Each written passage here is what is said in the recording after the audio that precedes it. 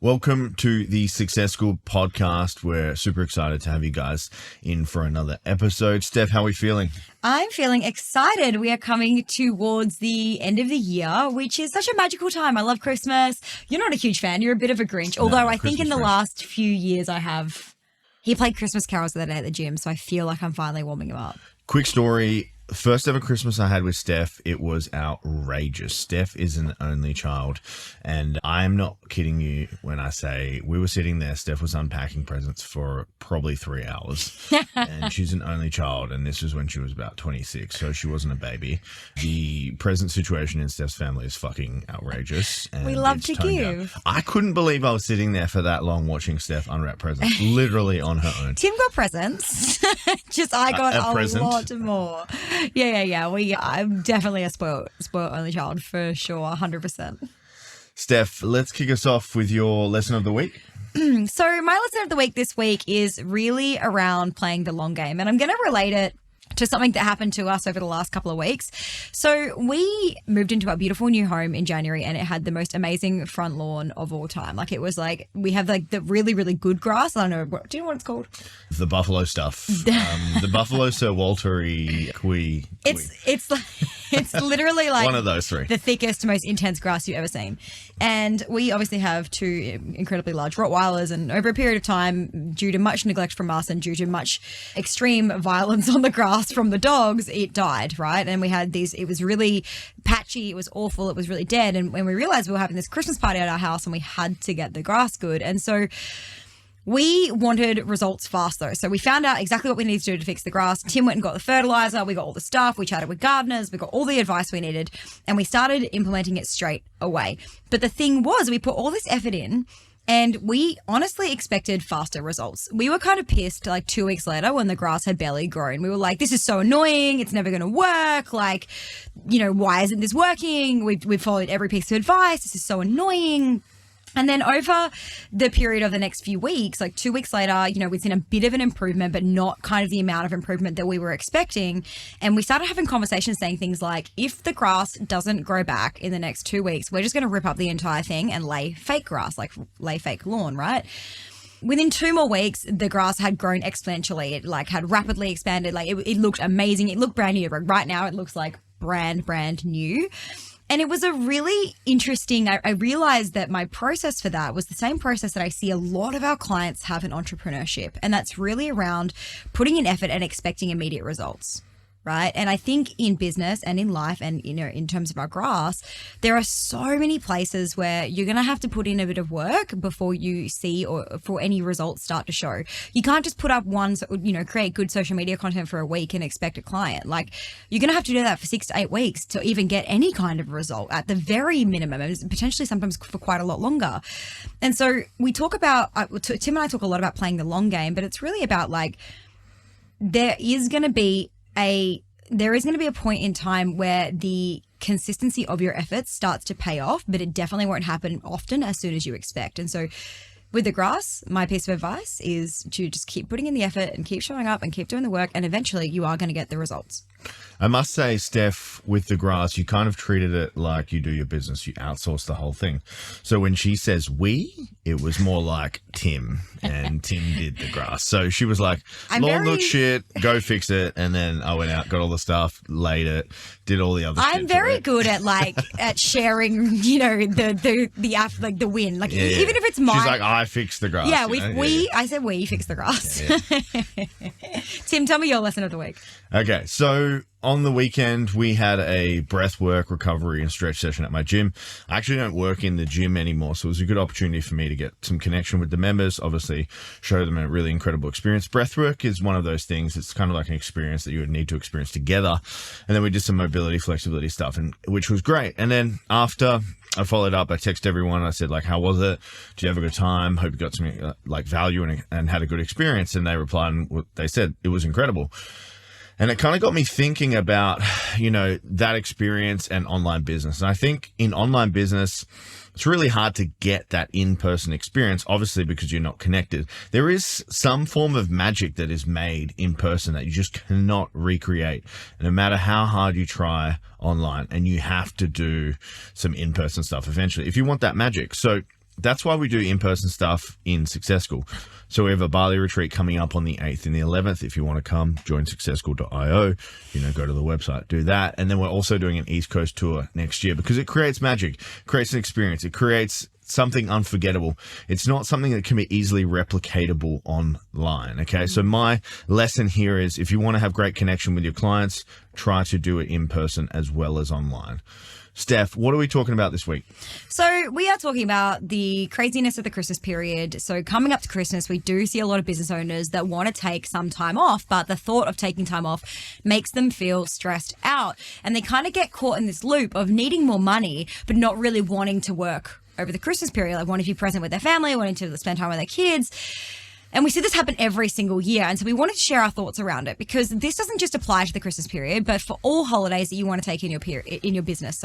So we are going to break down exactly how we plan for holidays and share our advice to both owner-operated companies and also companies with teams on how to plan for holidays and breaks and how you can kind of take this piece of advice. And I know we're getting close to Christmas, but how you can take this advice and really sit with it for this break, but also for upcoming breaks throughout 2024, because it is so important that you do take breaks. It is so important. It's so easy not to take breaks as a business owner, but how you can build a business that runs without needing you so that you can actually take the breaks, because let's be honest, you didn't get into business to work every single day for the rest of your life, right? So, Tim, tell me, first of all, how important is it that entrepreneurs actually take breaks?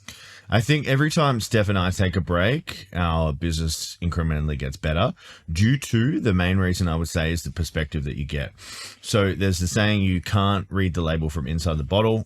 I feel like in business, you get so inside the bottle in your business every single day, every minute, looking at the numbers, looking at the stats, looking at the KPIs, hopefully, but just being generally in your business. When you step out of it, when you get some perspective on it, you can really see what's going on. You can see the issues, you can see the problems, you can see the wins, you can see all the great things. And it just gives you a lot of perspective on that. Anything to add on the perspective piece?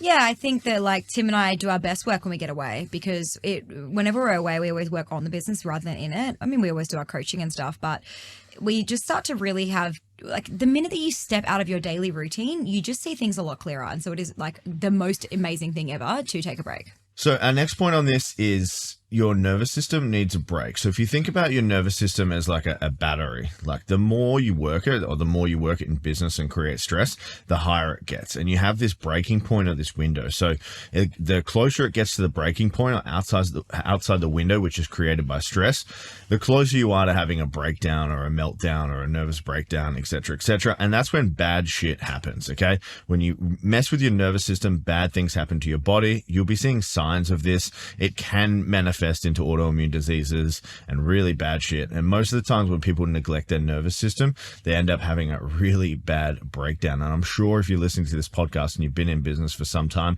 you have felt these symptoms. That's why it's really important that, yes, you can get some downtime over the December period, especially if you're in Australia, but you need to schedule in breaks throughout the year as well. At least every 12 weeks, take a couple of days off. Okay. That's just a healthy time and amount of time to do it.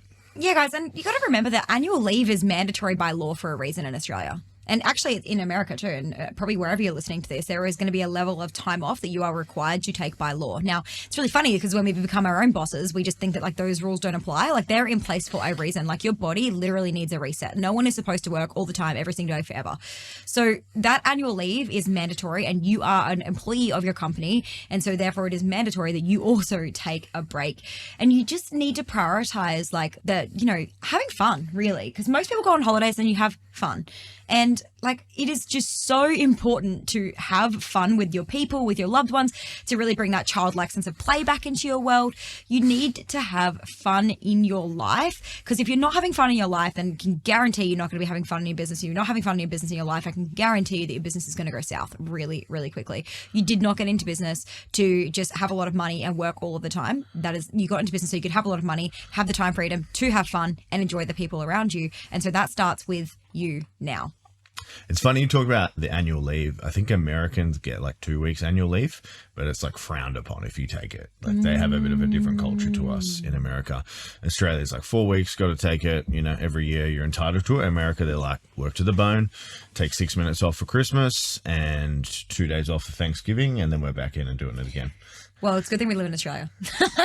So, Steph, what mistakes do business owners make when it comes to breaks and taking holidays? So the biggest mistake I see when it comes to business owners taking breaks is that they only take them when they need them. So very similar to what Tim was saying before, like what will happen if you look at that nervous system battery is you'll let it get right down to the very, very last like energy level. And then you'll be like, shit, I really need a break. And the biggest problem with taking a break at that exact moment is that one, you very rarely enjoy the break because really you spend most of the time sleeping or crying. And two, on top of that, you then being really reactive in your business. So because you're taking the break, it's sudden, it's reactive. I need to take a break this weekend. I can't do any more work. Your team's not prepped. Your clients aren't prepped. You're going to feel even more guilt, which is going to make you feel even worse on your break. So taking holidays only when you need them is literally the worst thing that you can do in your business. I think that the second thing for me is that they don't take enough of them. So they only have them when they need them, and then they don't take enough of them. So Tim recommended before to take one every 12 weeks, like schedule it in for yourself. And then whether you feel like it or not, take the friggin' break. It's not about, oh, I feel like taking a break. It's like your body actually needs it. And we have seen so many of our clients and have experienced it ourselves where you just work. And sometimes for years, right? This could go on for years. And then eventually your health plays up. Eventually something goes wrong in your health, and this happened to me with my MS stuff, and eventually your health speaks up for you and says, hey, you might not think that you're stressed, but you are so fucking stressed. And at that point, that is like, then you're having to take 3 to 6 months off, right? And you can prevent all of this by just taking regular breaks and not feeling guilty. So usually when we go on holiday, we do some form of work. Okay. So it's not like we go on holiday, we peace out, and then we're a week just drinking cocktails, eating food, and, having a good time. We check the emails, we do some stuff, we do some creative stuff, but it's not like we're not doing anything for that week either, especially as entrepreneurs. Yeah, totally. Tim, tell everybody about how we plan for holidays. So we have learnt this year, 2023, that we are island vibe kind of people. And luckily that Bali is basically a suburb of Perth from where we live. So it's very quick to get to. It's actually closer than any other capital city in Australia for us to get to Bali, which is crazy, and used to cost, $100 to get there, which was incredible. Post-COVID, it's a little bit more expensive, but we're quite island people. So every 12 weeks, we try to get out to an island, sometimes sooner. And then usually every 6 weeks for us, we try to do something like a weekend away, etc. So over the year, there's about 8 trips. Depending on what we're going to do next year, we're doing the Gibb River, which will probably be about a month. The Gibb River Road in the Kimberleys. It basically takes a month to drive there because WA is so big. And then the Gibb River itself is about 700 k's. So we're trying every 12 weeks. And usually that'll be anywhere from 3 to 7 days. Usually we don't like to take too much longer off than that. We do like to spend a lot of time with our dogs.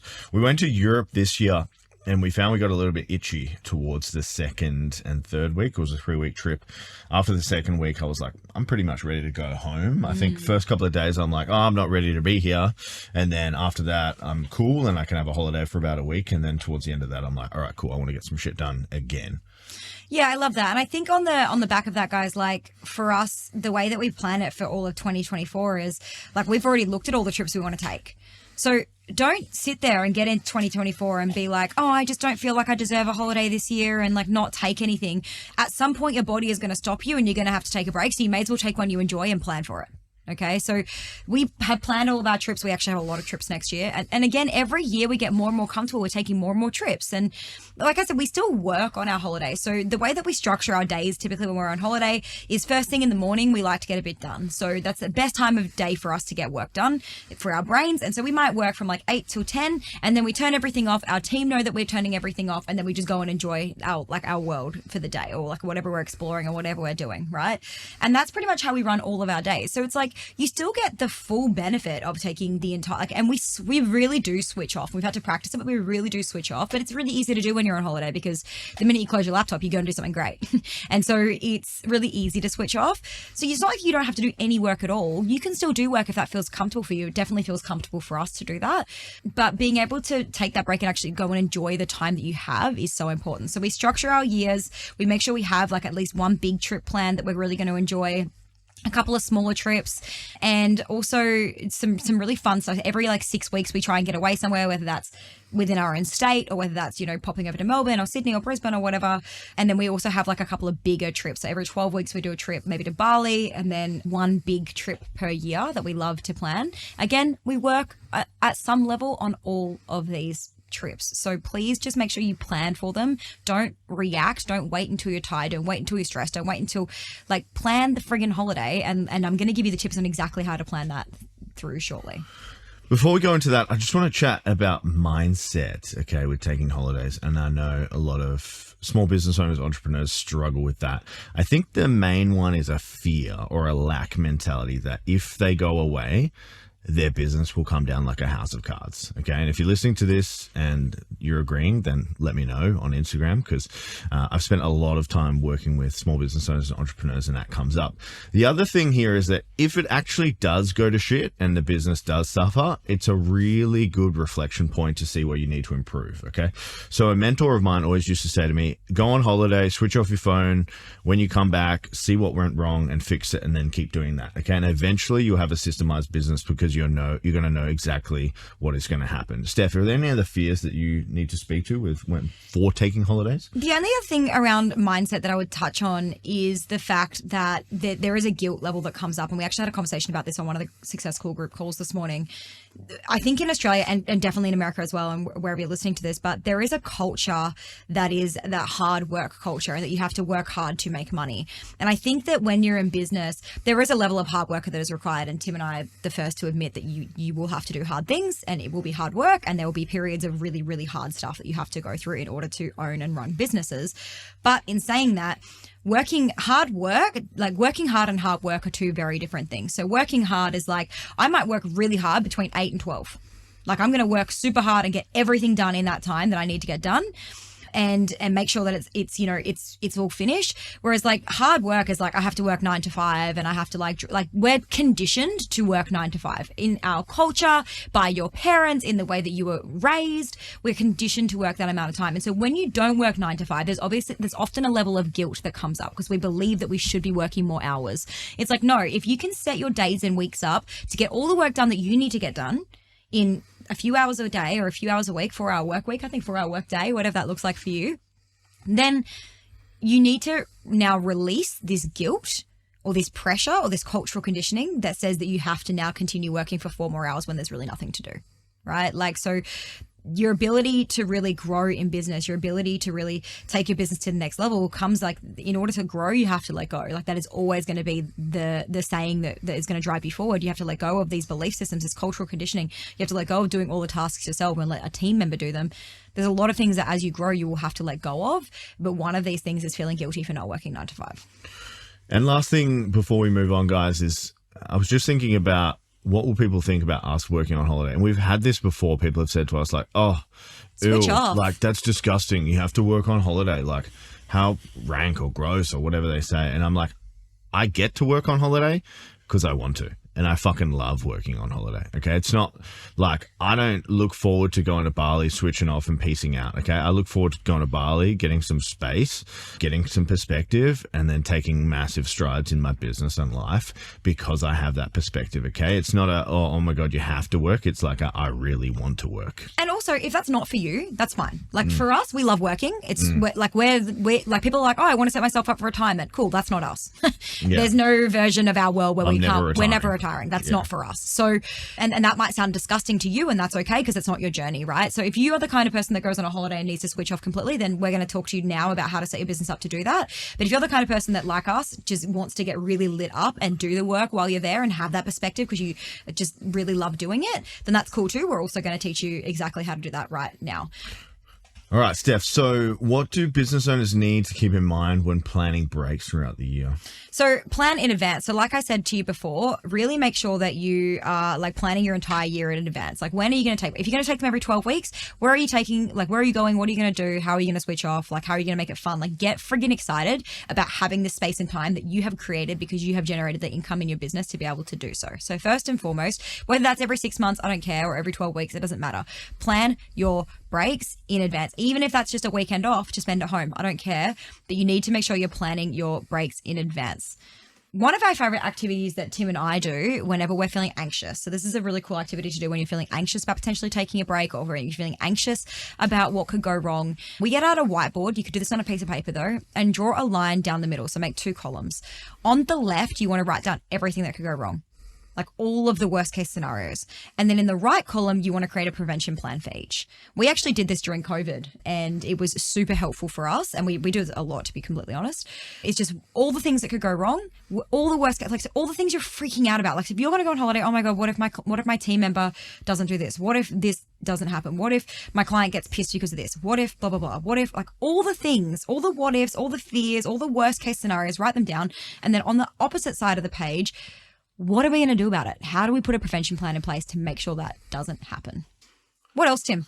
So our next point here is communication is key, that you need to be communicating this with your clients, that you will be potentially out of touch for that period, or at least an autoresponder on your email saying, communication could be delayed by 48 to 72 hours, etc.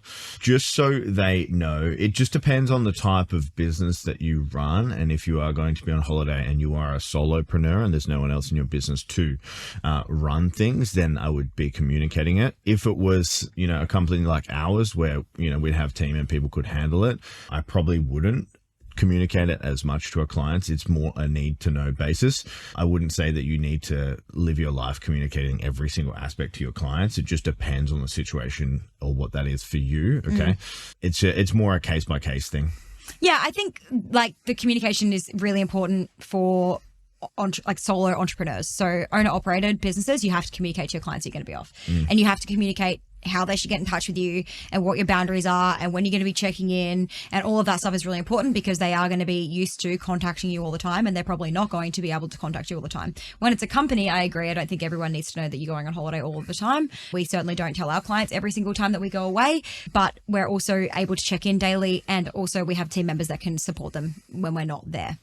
One other thing that I think is really helpful, especially if you're owner operated, is to create an FAQs that you can have attached to your out of office. So really making sure you put that out of office on if you're an owner operator for any questions that your clients might have, or even prospective clients might have. So let's say that you're away and you've gone camping and you're not going to have any Wi-Fi for a few days, right? If a potential client inquires, you want to have an out of office that says, hey, I'm currently away, but here's some different ways that you can work with me, and here's like when I'll get in touch, right? Like let them know. I think that it's also really important for you guys to know what your boundaries are. So we spoke about it with the communication thing. It's like letting them know when you're going to be in touch, letting them know when you're going to be checking in. And then reminder, guys, no one is going to honor your boundaries unless you do, right? So if you want to set boundaries, so don't get pissed if clients aren't honoring your boundaries, because you're the one that's checking your email when you said you weren't going to, right? So if you're like, oh my God, this client's emailing me at 5 p.m., it's like, cool, delete the emails app off your phone, and then you wouldn't have bloody known about it. And so if you're going to set boundaries for you and your holiday, make sure you set the boundary, make sure you communicate to your clients, and then make sure that you stick to them. Because if you don't stick to them, then no one else is going to honor them. Tim, do you have any additional advice for businesses with teams? I do. I will give you a story to kick this one off. So anytime I tell this story to an entrepreneur, they kind of freak out a little bit. So I have an admin, Sai, and she handles the back end of my gym without me, like 100% autonomous. Okay. And how I did that is I empowered her to do it. And the main way I empowered her to do it was I gave her a limit. So any decisions that would cost the business less than $500, she could make on her own. Therefore, she would not need to come to me for anything. Okay. So there was no micromanaging. I gave her a list of things that could happen in the admins, like, clients, holds, refunds, etc. And she's empowered to do that on her own. Okay. That means I only chat with her once a week. We touch base, anything that needs to be talked through or run through, we obviously go through that, but I've empowered her to run the business on the back end for me. Okay. So there's no micromanager. I think a lot of entrepreneurs and small business owners get in the trap and the habit of over communicating, micromanaging, doing other people's jobs for them, when you probably just need to set clear expectations, boundaries, and empower them to do their job.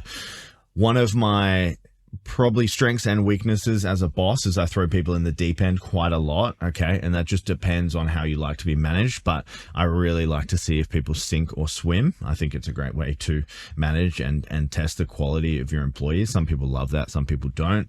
My admin definitely swims, my virtual assistant, and she absolutely dominates on that. But that's my main management style. You just need to empower your teams to lead and lead without you and give them the confidence that they can do it. Yeah, I think Tim's leadership style is amazing. It's so trusting. It's just like, cool, I'm going to throw you in the, like, here, go try this. And I'm like, but you haven't given them any context or any, he's like, they'll figure it out.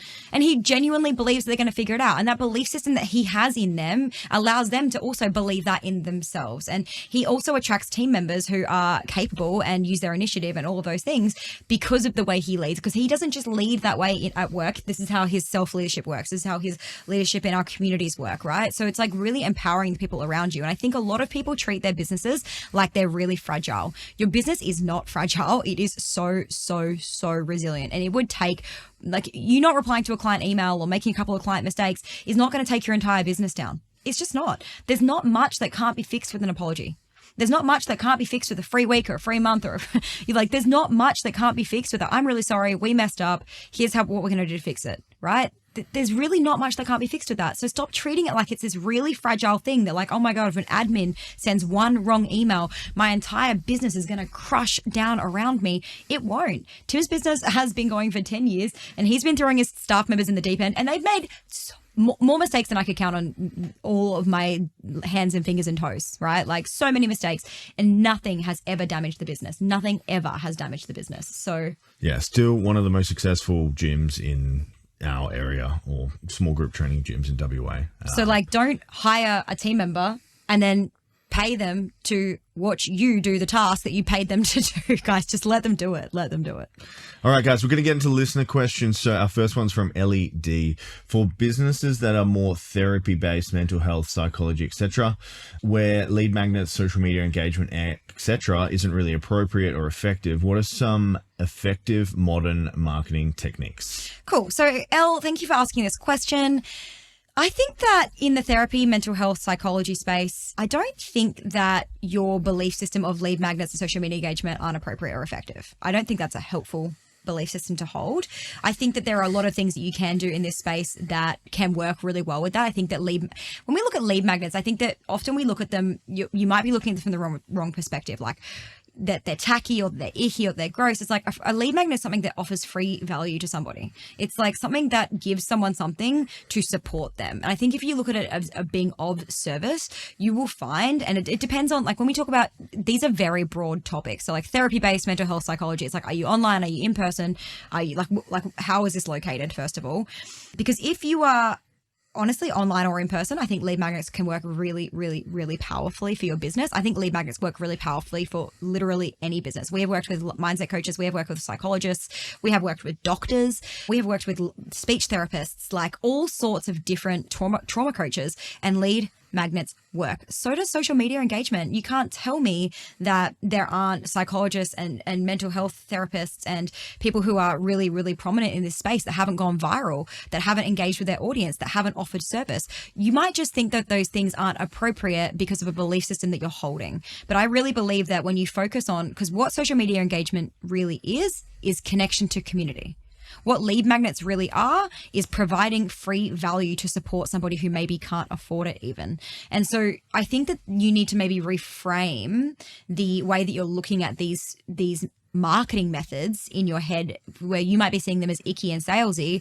I think that you need to start seeing them as being really of service.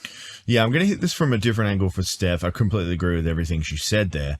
But I think when someone seeks out therapy, mental health, and psychology, they have a problem, and they are aware of that problem at an exact time. Okay. So, something might happen and then you might think, well, I'm in a really shit headspace. I need to go see a therapist, psychology, etc.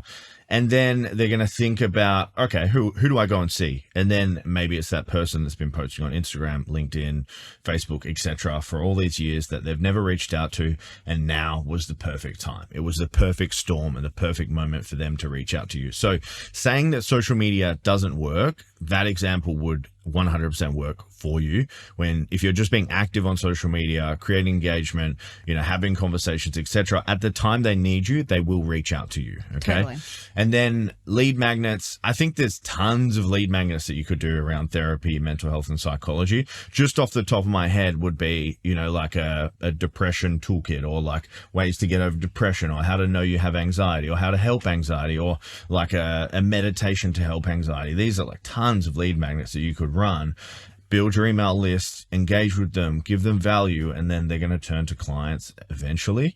But to say that, these things don't work I strongly disagree with that, and I challenge that belief system. Totally. And if you're looking for an actual tactic to help you outside of what Tim has just given you, the thing that I would be using for you is, okay, if I have this problem, one, I'm either going to go to somebody who I already know or who is being recommended. So like I might engage with a psychologist stuff, right? And think like, oh my God, it's so good. I can think of a few off the top of my head that are like, like let's say, even like I love Gabby Bernstein. So let's say I'm engaging with Gabby Bernstein's trauma-based content, right? I'm not going to buy her stuff, but when a friend of mine says that they're having some trauma-based responses, I might be like, oh my God, have you heard this thing from Gabby Bernstein? And so it's not just the person that that's downloading the direct lead magnet or you're directly engaging with on social media. It's the way that they're speaking about you outside of that as well. Last but not least, I really want to touch on here from an effective modern marketing technique. Most people, if they're not going to ask their friend for help, where are they going to go? They're going to ask Google. So if you are a therapy-based mental health or psychology business, especially if you are brick and mortar and you have a location, SEO for you is going to be a really incredibly powerful marketing technique that you need to 100% delve into. Our second listener question is from Melissa C. So she has said, how has starting a podcast positively contributed to your business? For example, have you had audience growth, know, like, and trust, or has it driven sales? Tim. Yeah, so I've had 2 podcasts. I've had the Helix Experience, which was my gym podcast, which I recently paused before I started this one. The whole goal of that podcast was to engage with my clients. Okay, so it wasn't really about becoming Joe Rogan or Tim Ferriss, etc. It was about answering client questions, talking about stories, building know, like, and trust within the community to obviously enhance engagement and retention with the members. So that was the point of that, and that definitely succeeded. It never got to a point where it was a massive podcast and we were getting, sponsorships, etc. But it was something that I freaking loved. And the same with this podcast as well. I actually love to do it. I couldn't give a shit who listens. I really just enjoy, having these conversations with Steph. It's a lot of fun. So I think like if you're thinking about starting a podcast, do it for the enjoyment as well, and do it on a topic that you actually enjoy. Makes it tons easier. And then in particular with this podcast, the Success School one, we have a lot of people that have listened to the podcast and they sign up to Success School because they have heard us and they know, like, and trust. So I had a lady message me the other day. The name has slipped my head. Sorry. But if you're getting some value from this podcast, please message me. I do appreciate it. But she messaged us and said she loves the Success School podcast because she feels like she's having a coffee with us and we're just talking shit, like sitting around the couch, which I love. And if you can't tell me that's no, like, and trust factor, I don't know what is. Okay. In terms of audience growth, we've had a tremendous audience growth on this podcast, especially since Steph has been on. We find a lot of people find us and then they binge a bunch of episodes where, if you think about it, they're 30 minutes each, they go on a binge for, that's 2 hours of listening to you talk. If that doesn't create know, like, and trust, I don't know what will. Steph? Yeah, and I think like I have seen nothing but, the know, like, and trust for sure, the driving of sales at 1,000%. And we don't even sell. Like every podcast Tim drops. Successcool.io. Yeah. Every podcast Tim drops that in somewhere, but like we're hardly selling, right? What we are doing is we are creating this opportunity for you to binge us. And so you could, Melissa, to answer your question, has the podcast helped? 1,000%. Yes. No, like, trust, driving sales. Absolutely. It works. However, what I would say is that you could easily do that in other forms of long form content too. I think that the podcast is one version of long form content. You could also do that on YouTube. You could also do that in blogs. You could also do that in... That's probably it, really. Yeah. That's all 3. That's all 3 of them. So I think that there are, like, as long as you're doing long form content, then there's an opportunity, or masterclasses that they can binge that you have, on your website or something like that. Like some version of long form content. That's how people are going to build know, like, and trust. You're going to demonstrate your expertise, demonstrate your experience, and then they're going to be like, I think I want to work with this person. So if I think about a lot of the entrepreneurs I really respect in the entrepreneurial space, they have a podcast, and I listen to them multiple times a week. Okay. So I listen to them in exact form that you guys are listening to this right now. And every episode, I like them a little bit more because they share their values, they share their beliefs, they share what they're about, they share their philosophy. And it's just incredible to hear other entrepreneurs who you admire and what they're about and how similar they are to you. So it just draws them closer and closer together. A lot of these people have no fucking idea who I am, which is fine, and they never will. But just because they're talking in this medium and I listen to them regularly, they've built a know, like, and trust with me, and I'd probably buy whatever the heck they are selling as well. Really cool example of that is like, really quickly, is like, we love Grant Cardone. We both love Grant Cardone. We have loved Grant Cardone for years. And a couple of months ago, he advertised for a cruise that you could go on with him and his wife. It was for like 300 people on this cruise ship that they're hiring. And the ticket sales were $75,000 US, right? So a lot of money. And Tim and I, for about 48 hours. No, you. Okay. Steph. Tim and I. Yeah. No, we did. We really considered it. Like, you came to me and you were like, we're going to spend 75 grand on a cruise. And I was like, what the fuck? With Grant Cardone. Is the boat golden? But he didn't say, no, that is not true, because you did not say no. Yeah. You were genuinely like, okay, let's have a look about it. Let's have a think about it. Meanwhile, I was already having conversations with their sales team, but we decided not to do it. But the truth was that, like, probably if it had been a different time in our lives and it was the timing that didn't match up, it actually had nothing to do with the dollar figure, we would have bought. And that is the power of know, like, and trust. And that is the power of building a brand. It's like, we've never bought any of his stuff before, but all of a sudden we're considering making a $75,000 investment. So it's really interesting, just simply because we've binged his book, simply because we've binged his podcast, simply because we watch all of his content on social media, simply because we love what he's about. Let people love what you're about. And whether that's in some form of long form content, and your business will thrive because of that. All right, guys.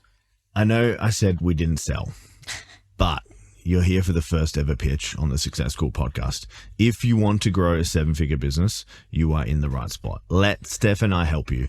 You can't guarantee much in this lifetime, but if you put in the work, you join the program, you apply yourself 100%, and you take the coaching from Steph and I guarantee you're going to make your investment back, and then a lot fucking more than that. So if that sounds like a bit of you and you want some no BS coaching, that's the biggest essentially feedback point we ever get with our program, then go to www.successschool.io, apply for the program, have a chat with our team, see if it's a good fit for you. Obviously, there's no obligation on that, so you can have a chat, see what's in the program, see if it works for you, chat about your goals, etc.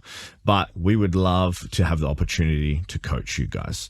And if Success School is not for you and you just get some value from this show, don't forget to subscribe and follow the show.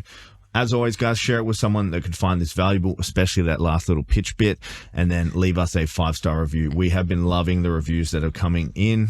Thanks, guys. Thank you guys so much. We'll see you next week.